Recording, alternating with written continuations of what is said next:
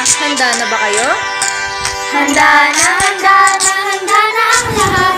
Mga kagamitan, higit kaming pamana. Masigla at masaya.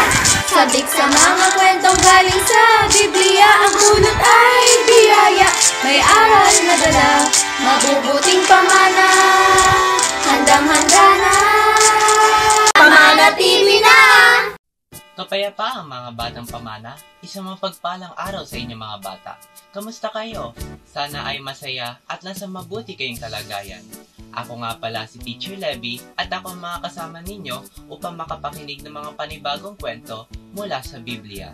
Maaari ba ihanda natin ang mga sumusunod? Lapis o ballpen, papel o notebook, at coloring materials. Mamaya, gagamitin natin ito para sa ating activity. Tara na at magpasimula na tayo. Tayo ay mananalangin mula sa Panginoong Diyos, ating ipikit ang ating mga mata at makinig na mabuti. Aba, Ama naming Hari, Diyos na kataas-taasan, dakila at makapangyarihan sa lahat. Panginoon, pinupuri at sinasamba ka namin. Maraming salamat po sa panibagong buhay at kalakasan na bigay na kaloob mo. Humihingi po kami ng kapatawaran sa mga nagawa naming pagkukulang at kasalanan. Nawa po ay may handa namin ang aming sarili at maging karapat-dapat po kami sa pagsamba namin sa iyo. Ang iyong banal na espiritu, nawa, ang sumaamin sa gawaing ito lalo sa aming pakikinig ng iyong mga aral. At tulungan niyo po ang aming mga guro sa pagtuturo at paggabay sa amin. Ito po ang aming hiling at pagpapasalamat sa pangalan niyo pong Diyos, Kristo Jesus, na aming tagapagligtas. Amen. Bago tayo tumungo sa ating kwento mga batang pamana, meron muna tayong maikling activity. Panuto, pakinggan mabuti ang mga pangungusap at piliin ang tamang sagot. Number 1, gumaling si Juan sa kanyang karamdaman pagkatapos niyang bumisita at sundin ang payo ng doktor. Kanino siya dapat magpasalamat? Letter A, sa doktor dahil tama ang kanyang reseta, o letter B, sa Diyos dahil sa pagkasangkapan niya sa doktor upang pagalingin ka.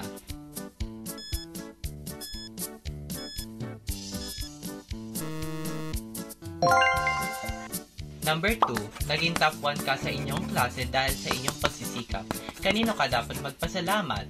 A, sa Diyos dahil binigyan ka ng kakayahan at katalinuhan. O letter B, sa iyong sarili dahil pinagsikapan mo ng mabuti ito.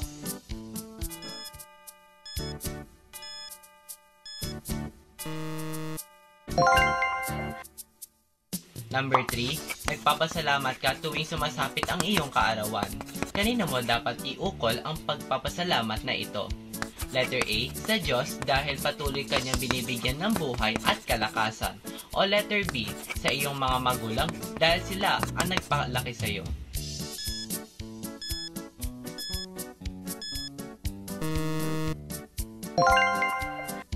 Number 4, ikaw ay masaya dahil nakapasa ka sa iyong pagsusulit pagkatapos ng pagre-review na mabuti. Ano ang dapat mong gawin? Letter A, magdiwang at bumili ng mga bagong gamit bilang selebrasyon. O letter B, magpapasalamat sa Diyos dahil sa patuloy niyang paggabay sa iyo.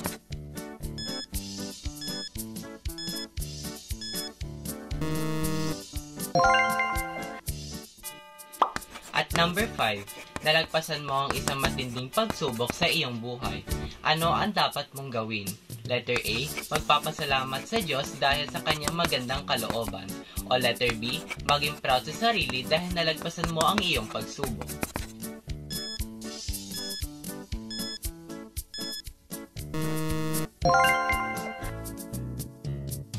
Ayan mga pamana, natapos natin ang unang activity natin. Nahulaan nyo ba ang tatalakayin natin ngayon? Kung hindi, tara na at ating alamin ang kwento at ang mahahalagang aral na ating mapapakinggan sa araw na ito. Ang pamagat ng ating kwento ay ang kataas-taasang Diyos na mababasa natin sa Daniel chapter 4, verse 34.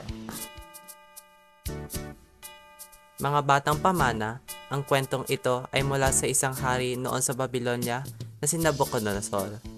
Isang araw, sabi niya, akong si Nabucodonosor ay panatag at masaganang namumuhay sa aking palasyo.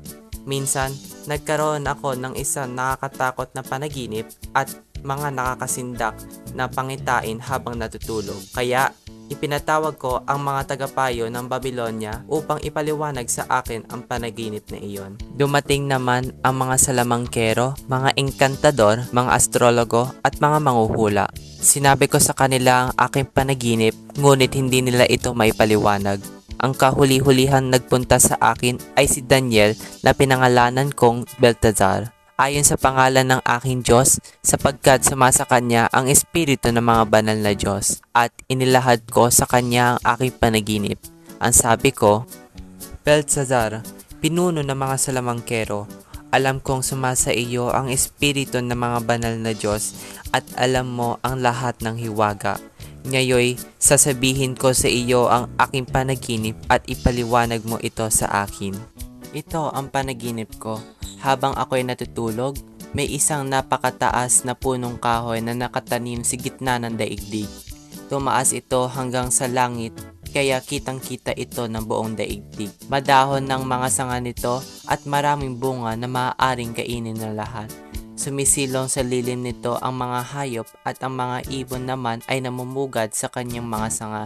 Dito, kumukuha ng pagkain ang lahat ng nilalang. Nakita ko rin sa panaginip na bumababa mula sa langit ang isang anghel na nagbabantay. Sumigaw siya ng malakas. Ibuwal ang punong kahoy na iyan. Putulin ang mga sanga, lagasin ang mga dahon at isabog ang mga bunga. Itaboy ang mga hayop na nakasilong dito, pati ang mga mumugad sa mga sanga nito. Ngunit huwag gagalawin ang tuod at mga ugat nito. Tanikalaan ito ng bakal at tanso.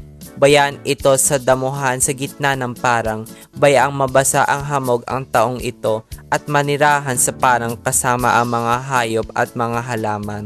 Ang isip niya ay papalitan ng isip ng hayop sa loob ng 7 taon.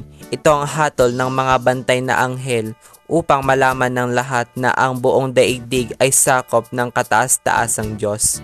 Maaari niyang gawin hari ang sinuwang nais niya kahit na ang pinakamababang tao. Ito ang panaginip ko, Belteshazzar. Ipaliwanag mo ito sa akin. Ito'y hindi na ipaliwanag ng mga tagapayo ng Babylonia, ngunit naniniwalang akong kayang-kaya mo sapagkat sumasa iyo ang espiritu ng mga banal na Diyos. Si Daniel, na tinawag na Belteshazzar, ay nabahala at hindi agad nakapagsalita.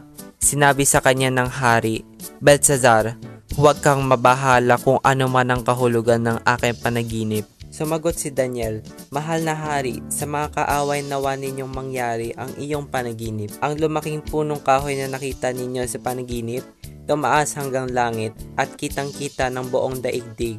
May makapal na dahon at maraming bungang makakain ng lahat. Sinisilungan ng mga hayop at pinamumugaran ng mga ibon ay kayo po.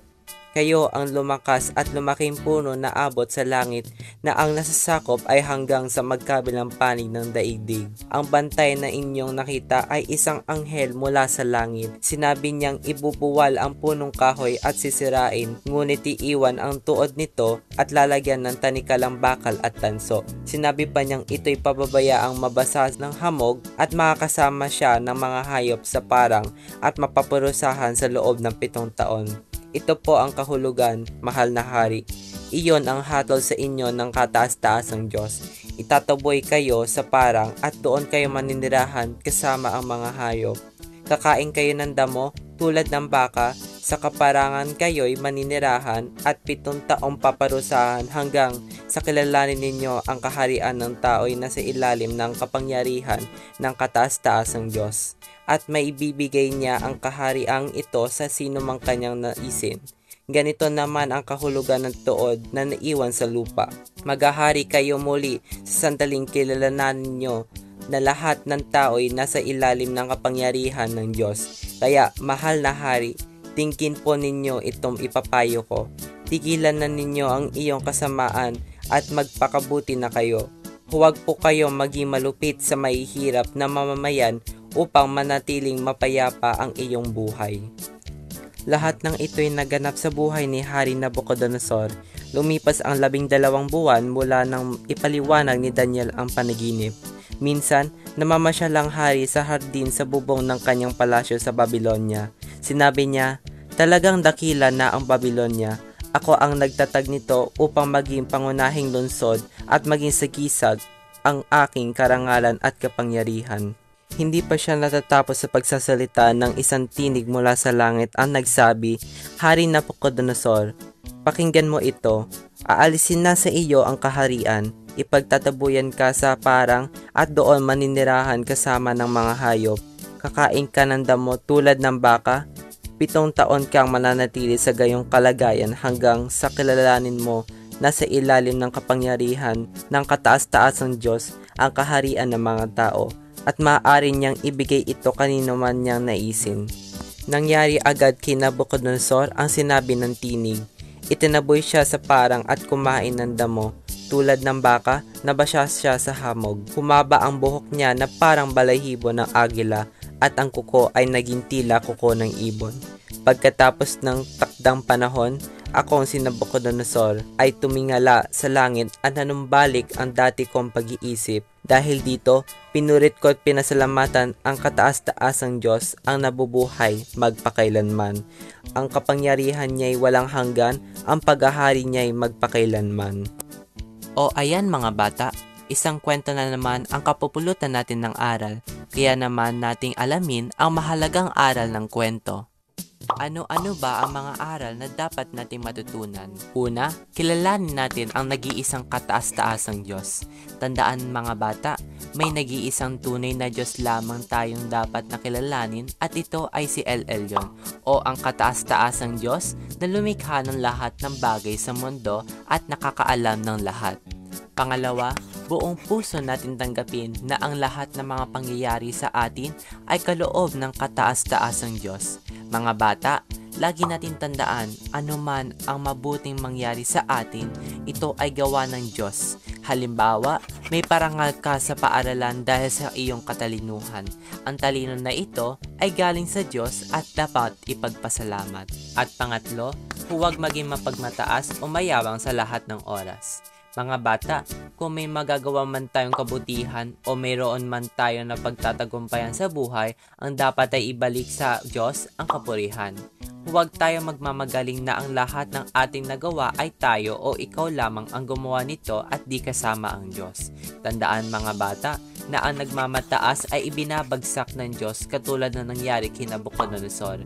Nagkamali siya na ang kasikatan at kagandahan ng Babylonia ay siya mismo ang may gawa at nakalimutan niyang Diyos ang nagpapangyari at nagpapatagumpay sa lahat. Panuto, ihanda at gawin ang mga sumusunod. Una, makukulay na papel, pangguhit, gunting at popsicle stick. Pangalawa, sa makulay na papel ay gumuhit ng kamay na naka number 1 sign katulad ng nakikita ninyo sa litrato. Pangatlo, sa loob ng kamay ay isulat ang mga salitang ang Diyos ay kataas-taasan. Gupitin ito at lagyan ng popsicle stick sa likod katulad na nasa larawan. Tapos na ba kayo mga bata? Wow! Good job! Dahil dito, narito ang ating memory verse na mababasa natin sa Psalm 47 chapter 2, New International Version. For the Lord Most High is awesome, the great King over all the earth. Tayo ay magtatapos na, kaya tayo muling mananalangin. Aba, Ama naming Hari, Diyos na kataas-taasan, maluwalhati at makapangyarihan sa lahat. Maraming salamat po sa kapayapaan at sa mga aral na itinuro niyo po sa amin. Sa araw na ito, naunawaan po namin na ikaw ang kataas-taasang Diyos na dapat namin kilalanin at paglingkuran. Nawa po ay magawa namin ang mga aral na naunawaan po namin sa araw na ito.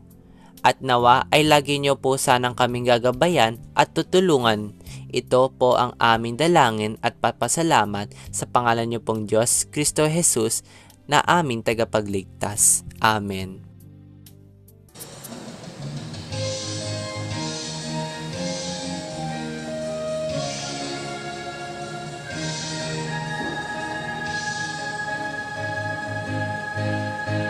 Sa mga kwento mo'y ginising ang puso ko nahihimbing. Nagturo ka sa akin nagkailambing, may pagmamahal ang bawat sabihin.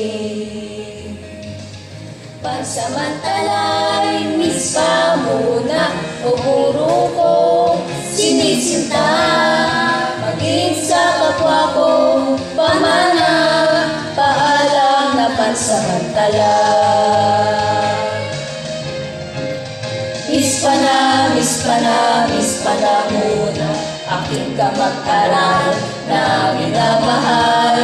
Miss pa na, miss pa na, miss pa na muna sa guro ko nagpapagal.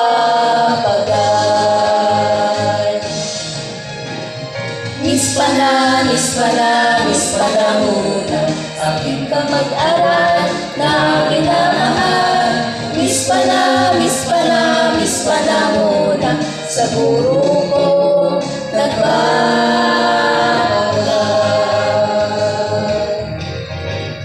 Miss pa na, miss pa na, miss pa na muna. Miss pa na, miss pa na. Miss pa na, miss pa na, miss pa na muna. Miss pa na, miss pa